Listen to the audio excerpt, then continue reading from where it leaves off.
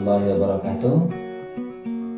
Baiklah, pada kesempatan kali ini saya akan memaparkan aksi nyata pada pelatihan mandiri platform Merdeka Mengajar.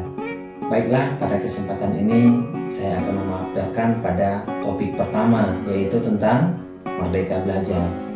Pada topik ini terdiri dari 5 modul.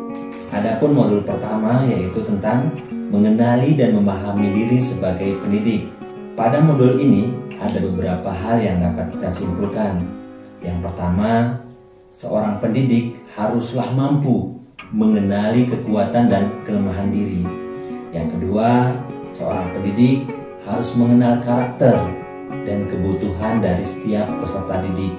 Kemudian yang ketiga, seorang pendidik harus menjadi manusia merdeka yang hidupnya bersandar pada kekuatan diri sendiri, baik lahir maupun batin. Dan yang keempat, seorang pendidik merupakan tempat pendidikan menuntut kekuatan kodrat yang ada pada peserta didik agar dapat mencapai keselamatan dan kebahagiaan. Yang kelima, pendidikan berperan penting dalam perkembangan peserta didik sesuai dengan perkembangan zaman. Yang keenam, mendidik anak sama dengan mendidik rakyat.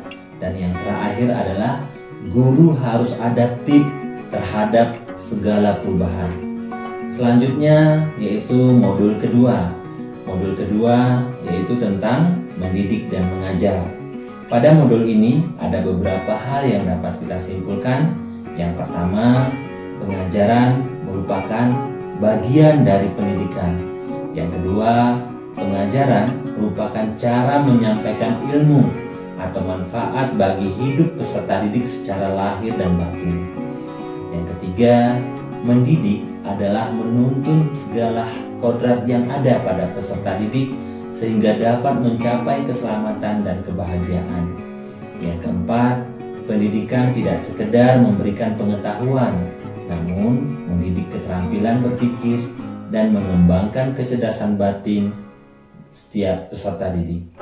Yang kelima, ada sistem AMOM, yaitu Ingarso Sungtulodo, Ingmadia Bangunkarso, Tuturi Handayani. Dan yang keenam adalah manusia merdeka, yaitu manusia yang dapat menguasai dan memerintah dirinya. Selanjutnya yaitu modul ketiga.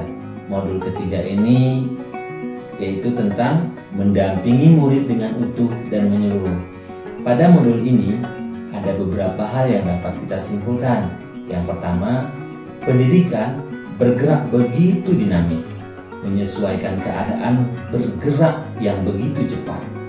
Yang kedua, setiap peserta didik lahir dengan kodrat alamnya masing-masing. Yang ketiga, perubahan tidak bisa dihindari, sehingga cara mendidik dan mengajar perlu disesuaikan dengan perkembangan zaman. Dan yang keempat adalah guru dapat merancang pembelajaran yang berkelanjutan, terbuka berdasarkan kebudayaan bangsa. Hal ini sesuai dengan asas Trikon yang dikemukakan Ki Hajar Dewantara, yaitu kontinu, konvergen, dan konsentris. Selanjutnya modul keempat.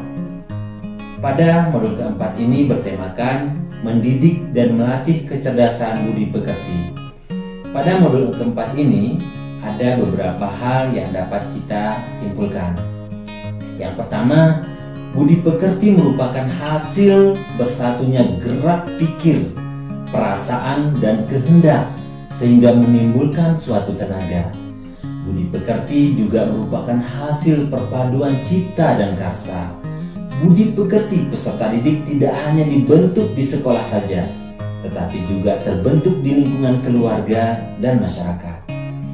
Yang terakhir adalah kodrat anak diibaratkan kertas yang sudah terisi penuh, yang berisi berbagai macam coretan dan tulisan, sehingga tugas pendidik adalah menebalkan dan memperjelas arti dari coretan dan tulisan tersebut. Yang terakhir adalah modul kelima, yaitu tentang pendidikan yang mengantarkan keselamatan dan kebahagiaan. Pada modul kelima ini ada beberapa hal yang dapat kita simpulkan. Yang pertama, Sebagai seorang guru, tidak hanya mengajarkan ilmu pengetahuan saja, tetapi guru harus mampu membimbing dan memantau peserta didik untuk mencapai pemahaman yang bermakna. Yang kedua, perspektif guru tidak selalu sama dengan perspektif peserta didik.